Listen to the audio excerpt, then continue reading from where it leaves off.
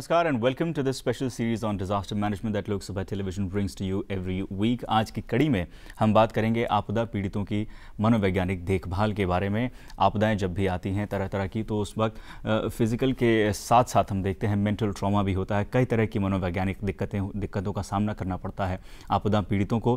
किस तरह से ज़रूरत है एक ऐसे ढांचे को भी खड़ा करने की जो कि मनोवैज्ञानिक देखभाल की तरफ भी देखता हो, और क्या कुछ कदम उठाए जा रहे हैं देश में इस दिशा में, इन्हीं चीज़ों पर आज की कड़ी में बात करेंगे।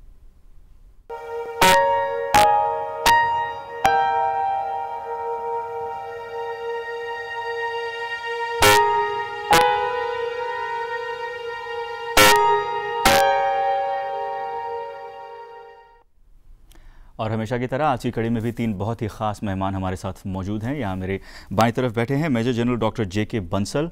आप मेंबर हैं नेशनल डिज़ास्टर मैनेजमेंट अथॉरिटी के और साइको सोशल सपोर्ट में स्पेशलाइज करते हैं, खासकर जब हम एनडीएमए की बात करें और आपदा पीड़ितों की मनोवैज्ञानिक मदद के बारे में बात करें। जनरल बंसल, आपका बहुत बहुत स्वागत है हमारे इस विशेष कार्यक्रम में।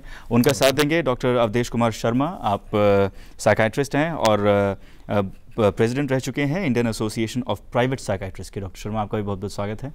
उनका साथ देंगे डॉक्टर के.एस. शेखर। आप प्रोफेसर हैं national institute of mental health and neuro sciences और आप प्रेसिडेंट हैं इसके साथ साथ Indian society of professional social workers के। डॉक्टर शेखर, आपका भी बहुत बहुत स्वागत है।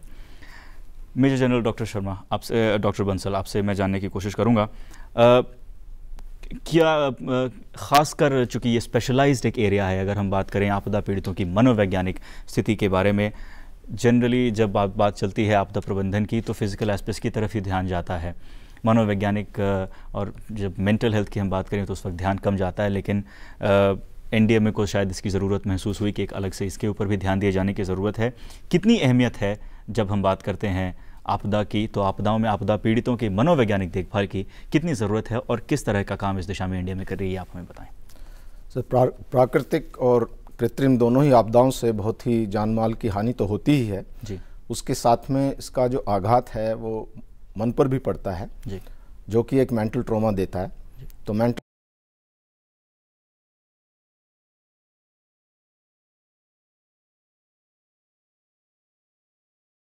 जो मेंटल ट्रॉमा है उसकी कोई केयर नहीं होती। दवाइयों के बाद में या ट्रीटमेंट से फिजिकल ट्रॉमा तो हील हो जाता है, जो मेंटल ट्रॉमा वो बहुत समय तक जाता है। इसलिए बहुत ज़रूरत है कि मेंटल ट्रॉमा पे भी ध्यान दिया जाए। जो मेंटल ट्रॉमा का एक अध्ययन हुआ है लाटूर और भुज के अर्थक्वेक के बाद में और उड़ीसा साइक्लोन के बाद में, कि करीब 90% लोगों में इसका मनोवैज्ञानिक असर होता है इनिशियल स्टेज में। करीब 1 महीने के अंदर ज़्यादातर लोग इससे रिकवर हो जाते हैं, फिर भी करीब 20-30% लोग ऐसे हैं जिन पे इसका असर 3-4 महीने तक चलता है। और कुछ लोग तो ऐसे हैं कि इनका असर बहुत दिन तक रहता है उसमें। और क्या क्या उसके जो लक्षण होते हैं, ज़्यादातर आघात जो पहुंचता है जी, उसमें एक तरह से शॉक की कंडीशन हो जाती है, पैनिक हो जाता है, फियर हो जाता है, नींद नहीं आती, बहुत भयानक सपने नज़र आते हैं। और ये जो प्रॉब्लम है वो बढ़ जाती है अगर अपने से बिछड़ जाएं, घर बर्बाद हो जाता है, उसकी वजह से उन लोगों को ऐसा लगता है कि अब कुछ भी नहीं रहा। तो इस तरह की समस्या का वो ज़्यादा फील करते हैं। सामाजिक ढांचा टूट जाता है और एक अनसर्टेनिटी सी रहती है, कोई जीविका की भी साधन नहीं होता। जो आज तक सबसे ज़्यादा जो हॉरिफिक इफ़ेक्ट देखा गया है मेंटल मन के ऊपर, वो देखा गया हिरोशिमा के बॉम्बिंग के बाद। 1945 में जब न्यूक्लियर बॉम्ब हिरोशिमा पे डाला तो 1,36,000 लोग उसमें मरे थे, और जो बचे हुए लोग थे उनके ऊपर में ये लगा उनको कि डायरेक्ट हमारे ऊपर बॉम्ब पड़ा है। उनका मनोबल टूट गया, उनकी जो फिजिकल और मेंटल दोनों ही शक्तियाँ ख़त्म हो गई, कोई डिसीजन लेने के काबिल नहीं रहे, मेमोरी ख़त्म हो गई। और उसके बाद में उनको यहाँ तक समस्या हुई कि आपस में एक दूसरे के संबंध, लोगों के प्रति अपैथी होगी जो अपने थे। कुछ लोग मलबे में फंसे हुए थे तो वो दुविधा में थे कि इनको बाहर निकाला जाए या छोड़ के चले जाएं, यहाँ तक की नौबत आ गई थी।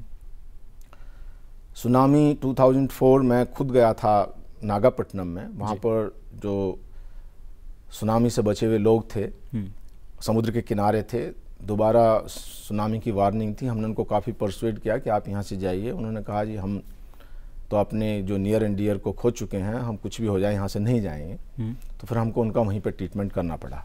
ऐसा नहीं कि सिर्फ आपदा के बाद में ही प्रॉब्लम होती है, कुछ इम्पेंडिंग डिसास्टर होते हैं, जब अंदेशा होता है उससे भी लोगों में भयभीत हो जाते हैं वो सुन करके कि अभी आपदा आने वाली है। जब फुकुशिमा का इंसिडेंस हुआ उस समय हिंदुस्तान के अंदर में कुछ मैसेज ऐसे आए कि रेडिएशन की बारिश होगी, घर से बाहर मत निकलिए।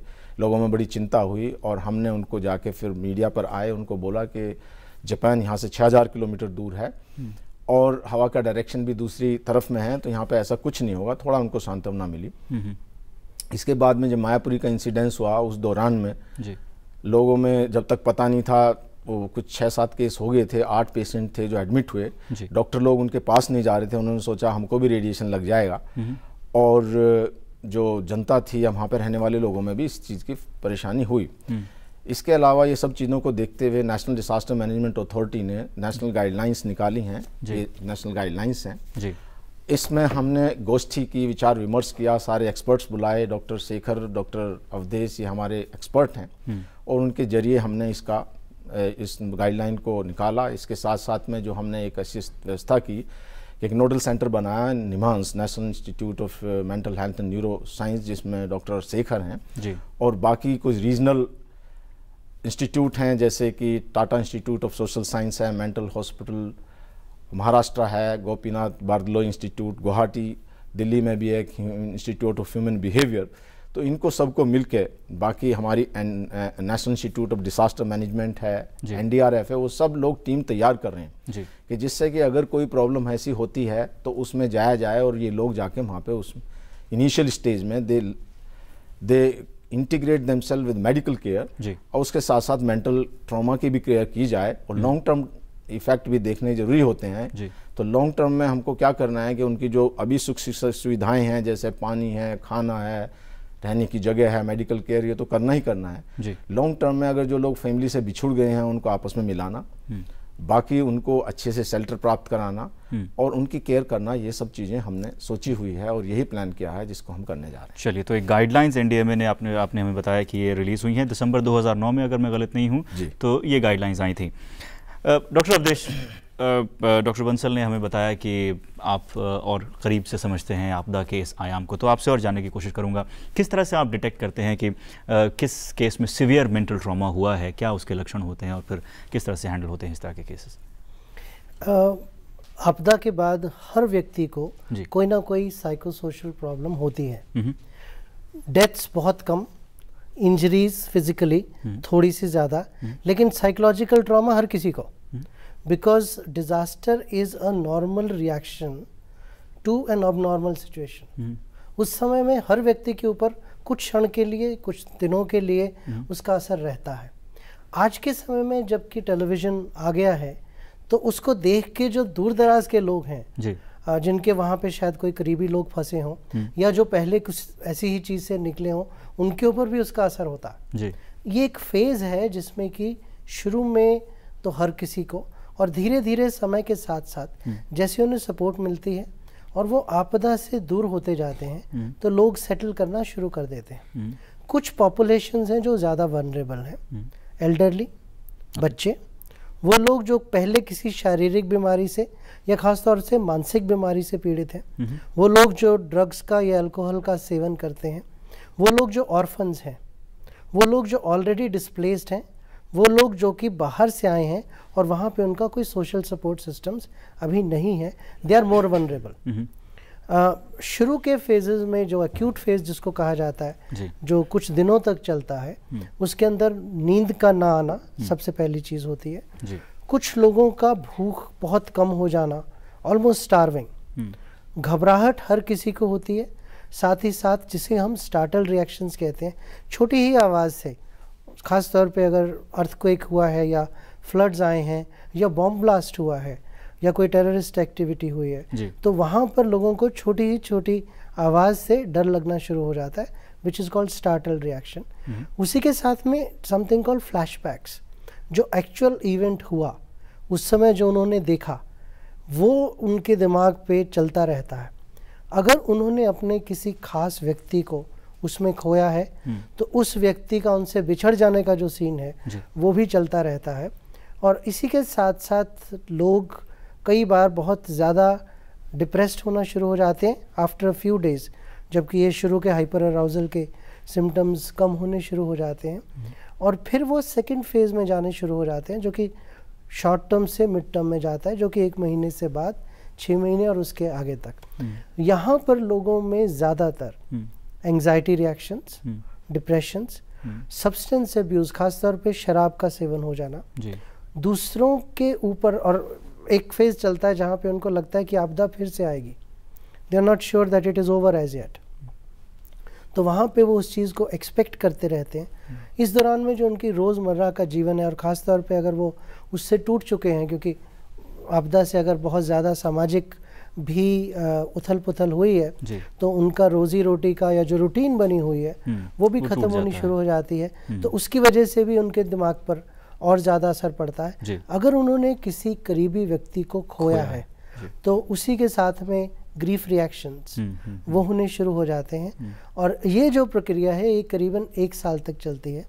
उसके बाद there is a thing called anniversary blues, यानी वही जब समा आ रहा है, वही जब डेट आ रही है, तो वो सारी चीज़ें वो लोगों में भी जो कि थोड़ा सा सेटल हो गया है, उनमें फिर से वो आनी शुरू होती है और वो सारी प्रक्रिया शुरू हो जाती है। आज के समय में खासतौर पे मीडिया की वजह से, and I am again bringing in the media, क्योंकि जितनी बार हम वो फ्लैश करते हैं। डॉक्टर अवधेश, इस मुद्दे पर मैं थोड़ा वापस आऊंगा। इस वक्त मैं डॉक्टर शेखर को भी चर्चा में लाना चाह रहा हूँ। डॉक्टर शेखर, कुछ वल्नरेबल ग्रुप्स की बात की डॉक्टर अवधेश ने, जो कि खास कुछ ग्रुप्स हैं जिन पर कि ज़्यादा असर होने की संभावना रहती है और शायद आमतौर पर देखा भी जाता है कि सबसे ज़्यादा असर इन्हीं पर हुआ है। तो क्या कोई तरीका है कि इनको आइडेंटिफाई किया जाए और पहले से इनको रीच आउट किया जाए और बाद में भी इनको स्पेशल केयर की जाए? ये कैसे होता है, ये आप बेहतर समझा पाएंगे? Basically it's much easier to identify because अभी हमारा पास तो टेक्नोलॉजी है। 1990 पे ऐसा टेक्नोलॉजी नहीं था हमारा पास। आज तो ये टेक्नोलॉजी पे we are able to identify women as one of the most vulnerable group, क्योंकि सुनामी में 78% विक्टिम्स विमेन था। अर्थक्वेक में, भुज अर्थक्वेक में 58% विक्टिम्स विमेन था। और एक वल्नरेबल ग्रुप तो हमारा चिल्ड्रन था। Children who have lost both the parents, उनका दोनों पापा और मम्मा एकास पे मर गया, ऑर्फन्स, अनाथ ऑर्फन्स का। जी, नॉर्मली इंडिया पे 7% of children are single parent children. ये तो डिजास्टर के बाद वो सिंगल पेरेंट चिल्ड्रन 30 समय इंक्रीज होता है, 21% होता है। एंड लास्टली अभी तो एजेड प्रॉब्लम है इंडिया पे। एजेड में अनकैड एजेड बोलूंगा, people who are not able to be taken care of by the society or the family. जी जी, ये 4 लोगों ने they are very very susceptible. इनके साथ there are 7 different types of persons with disability.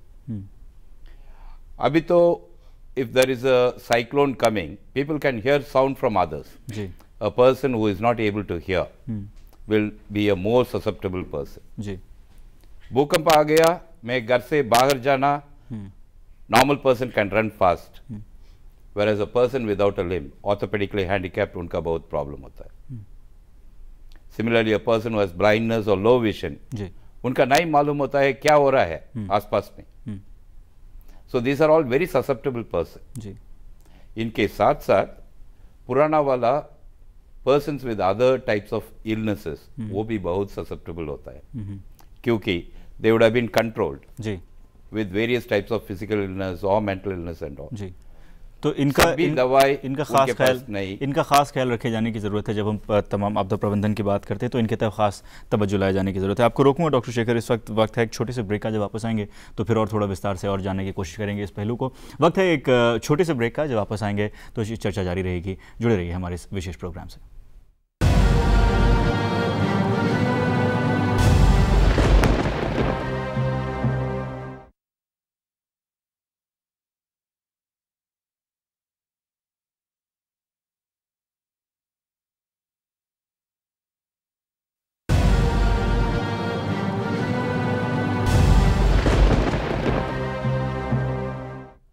स्वागत है आपका ब्रेक के बाद। आप देख रहे हैं आपदा प्रबंधन पर हमारा विशेष कार्यक्रम, और आज हम बात कर रहे हैं आपदा पीड़ितों की मनोवैज्ञानिक देखभाल की।